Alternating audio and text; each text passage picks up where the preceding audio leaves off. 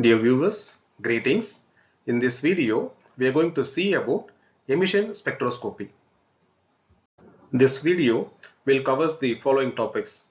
First, an introduction about emission spectroscopy, followed by principle of emission spectroscopy, instrumentation of emission spectroscopy, steps of emission spectroscopy, applications of emission spectroscopy, advantages of emission spectroscopy, and finally, limitations of emission spectroscopy.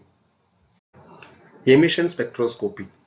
Emission spectroscopy is a spectrometric technique that measures the wavelength of photons emitted by atoms or molecules while transforming from a high energy level to a low energy state.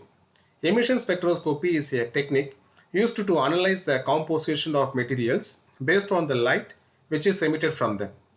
Emission spectroscopy is widely employed in various fields including chemistry, physics, and material sciences to identify and quantify elements in samples. Principle of emission spectroscopy. When electrons or compounds are heated either on a flame or by an electric heater, they emit energy in the form of light.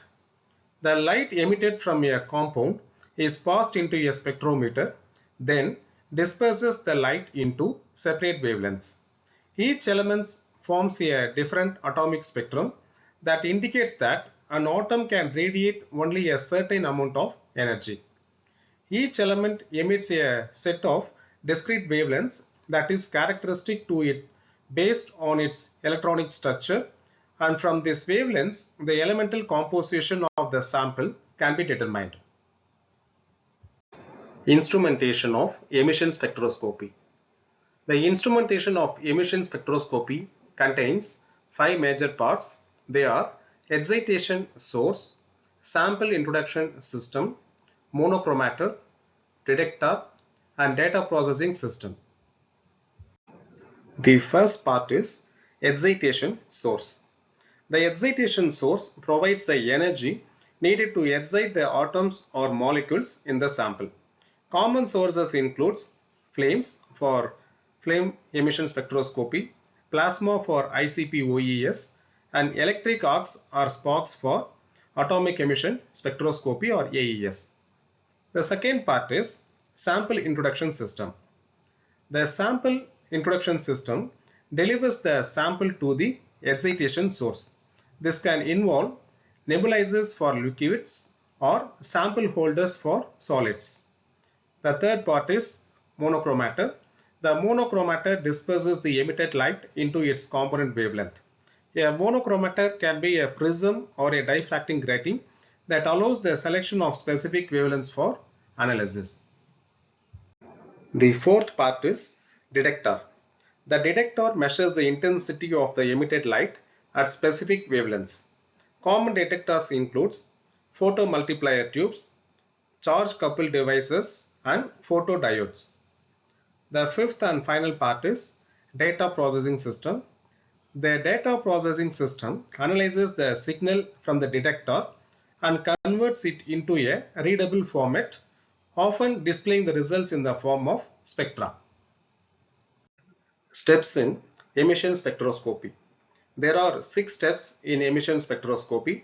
The first step is sample preparation.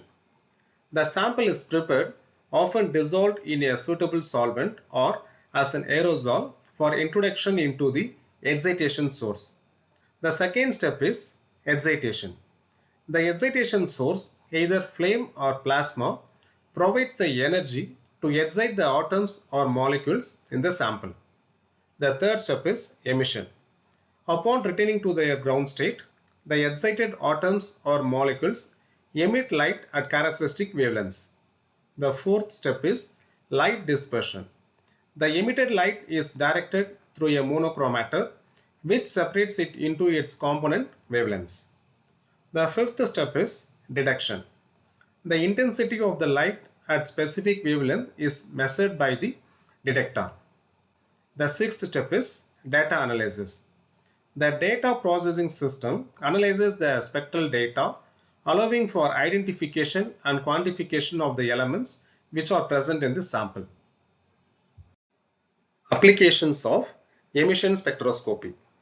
In environmental analysis, emission spectroscopy is very helpful for monitoring pollutants and trace elements in air, water, and soil. In industrial applications, emission spectroscopy is used for the quality control and composition analysis in metallurgic processes, chemical manufacturing, and material sciences. In pharmaceuticals, the emission spectroscopy is used for the analysis of active pharmaceutical ingredients and impurities. In geochemistry, emission spectroscopy is used in the analysis of minerals and geological samples for element composition analysis. In the food and beverage industry, emission spectroscopy is used for the determination of elemental content and contamination in food products. In clinical analysis, emission spectroscopy is used for the measurement of trace elements and toxins in biological samples like blood or urine. In astronomy and astrophysics, the emission spectroscopy is used for the analysis of composition of celestial bodies through the study of emitted light spectra. Advantages of emission spectroscopy. Emission spectroscopy offers several significant advantages, making it a widely used technique in various scientific fields. Some of the major advantages includes high sensitivity. The emission spectroscopy is highly sensitive, often capable of detecting trace amounts of elements or compounds. This makes it useful in applications such as environmental monitoring, forensic analysis, and quality control in industries. Qualitative and quantitative analysis. The emission spectroscopy allows for both qualitative and quantitative analysis. The intensity of the emitted light is directly related to the concentration of the substance and enabling precise quantification. Non-destructive technique.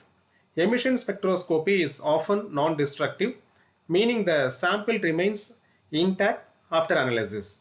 This is particularly important when working the precious or limited sample quantities. Elemental analysis. The technique is excellent for elemental analysis, allowing scientists to determine the presence of specific elements within a sample even at low concentrations. This is particularly useful in fields like material science and geology. Wide range of applications.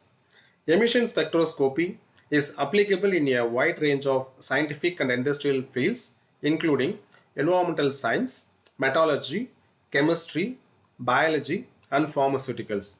It can be used to study the solids, liquids, and gases. Speed of analysis. This technique is relatively fast, providing real-time or near real-time analysis. This makes it highly suitable for applications requiring the rapid data acquisition such as industrial process monitoring. Multi-element capability. Many emission spectroscopy techniques such as inductively coupled plasma emission spectroscopy allows for the simultaneous detection of multiple elements in a single run, improving efficiency and reducing time. Good precision and accuracy. Emission spectroscopy often provides excellent precision and accuracy in both qualitative and quantitative measurements, especially when calibration and sample preparation are carefully controlled. Minimal sample preparation. In many cases, emission spectroscopy requires minimal sample preparation compared to other techniques and reducing the risk of sample contamination or loss. Finally, wide detection range. The emission spectroscopy can detect elements across a wide range of the periodic table, including both metals and non-metals, over a large concentration range from parts per billion to percentage levels. All these advantages makes emission spectroscopy a highly valuable and versatile tool in both research and industrial setting. Limitations of emission spectroscopy.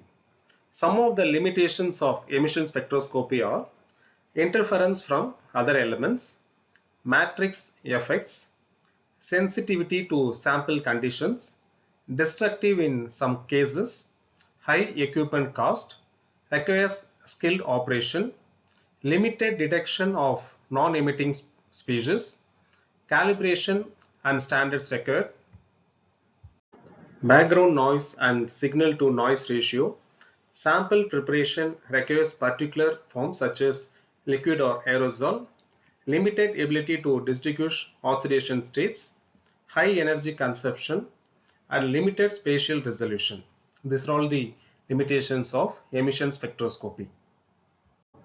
Dear viewers, that's all about the emission spectroscopy. Thank you for your support. Thank you.